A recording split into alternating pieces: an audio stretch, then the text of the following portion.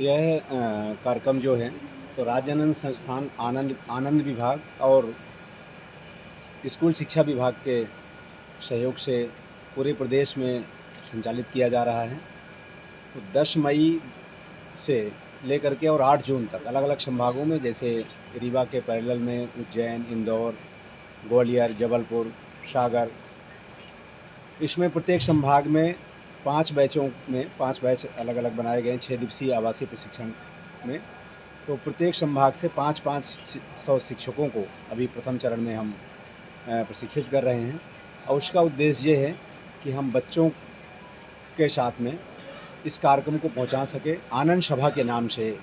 School शिक्षा विभाग ने डिसाइड किया है कि आनंद सभा के नाम से जो हमारा नेक्स्ट सत्र होगा उसमें एक पीरियड हमारे शिक्षक लेंगे और उसका जो मॉड्यूल तैयार किया गया है 11 मॉड्यूल तैयार किए गए हैं। उस 11 मॉड्यूल में बच्चों में जो अभी थोड़ा सा नैतिक शिक्षा को लेकर के दूरियां बढ़ रही हैं, तो उसमें देने का सुख, क्षमा करने की शक्ति, क्षमा मांगने की शक्ति, कृतज्ञता की शक्ति, दूसरों में अच्छाइयाँ देखने, स्वीकारता का महत्व, ध्यान की शक्ति, संकल्प की शक्ति, दृष्टिकोण का महत्व, चिंता का कोई लाभ नहीं एवं आत्मविश्वास से संबंधित इस टाइप के 11 मॉड्यूल बनाए गए हैं, जो कि अगले सत्र से हमारे जो यहाँ शिक्षक प्रशिक्षण ले रहे हैं वो छात्रों तक पहुँचाएंगे। तो इस उद्देश्य से सभी जगह यह प्रशिक्षण संचालित किया जा रहा है।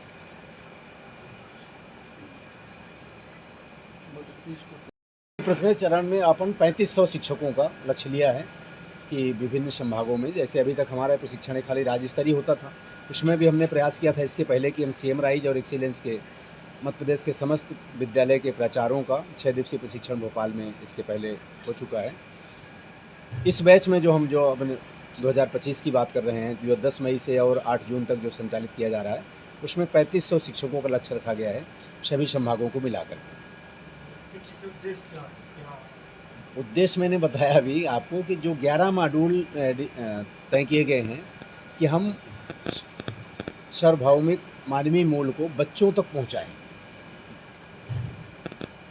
क्योंकि शिक्षा तो काफ़ी अच्छी हो गई है नो डाउट, लेकिन उसके साथ साथ में जो अभी कुछ चीज़ छूट गई है नैतिक शिक्षा के रूप में, जो बच्चों को व्यवहारिक ज्ञान देने का। तो जैसा कि अभी आप देख रहे हैं कि सार्वभौमिक मानवीय मूल ये AICTE टेक्निकल एजुकेशन में पहले से लागू था, अभी स्कूल शिक्षा विभाग में मध्य प्रदेश में लागू किया गया है और अभी 6 मई को हायर एजुकेशन के साथ में भी आनंद विभाग का MA हुआ है। उम्मीद है कि अगले साल तक उसमें भी हम हायर एजुकेशन में भी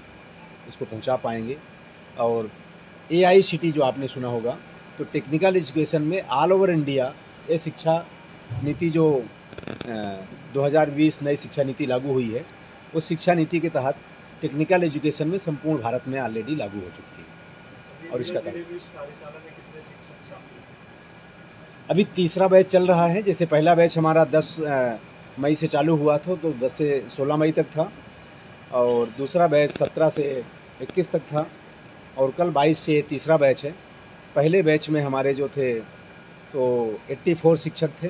दूसरे बैच में 86 थे और इस बैच में 77 है। नेक्स्ट बैच अभी 2 और है। शिक्षकों का उत्साह तो मैं आप लोगों से अनुरोध करूंगा कि आखिरी सत्र में अगर आप लोग कुछ समय दे पाएँ और उन लोगों की जो शेयरिंग है तो आप खुद अगर उनसे पूछें तो मुझे लगता है कि ज़्यादा सही रहेगा। मैं इतना आप लोगों से कहना चाहूँगा कि पहले दिन जब आते हैं तो उनको बड़ा थकान सी महसूस होती है कि गर्मी की छुट्टी में भी हमको बुला लिया गया, तो बड़ा थोड़ा सा वो रहते हैं। लेकिन दूसरे दिन वही शिक्षक ये बोलते हैं कि सर हमको पहले क्यों नहीं मिला। और अभी जो 2 बैच हमारे निकले, उस बैचों की हम बात करें, कुछ वीडियो भी कुछ लोगों ने, आपके साथी मुझे लगता है 1-2 लोग आए थे, तो आपके पास तक शायद पहुंचेगा, और आप भी जब उनकी शेयरिंग होती है तो उस समय सुन सकते हैं। शिक्षकों से भी विशेषकर जो आखिरी दिन हमारा समापन का रहता है उस दिन हम शेयरिंग का वो रखते हैं। तो उत्साह की तो इतना है कि सर पहले क्यों नहीं मिला, और 6 दिन का है तो थोड़ा सा अगर 2 दिन और बढ़ा दिया जाए, क्योंकि इसमें जितने सब्जेक्ट हैं आप भी अगर देख सकते हैं इस मॉड्यूल को,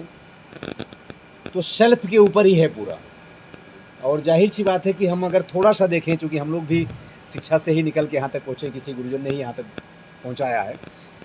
कि अगर शिक्षा और छात्र के बीच में जो पहले संबंध रहता था कि किसी को कोचिंग भी नहीं जाना पड़ता था, अगर वो चीज़ आज भी निर्मित हो जाए तो मुझे लगता है कि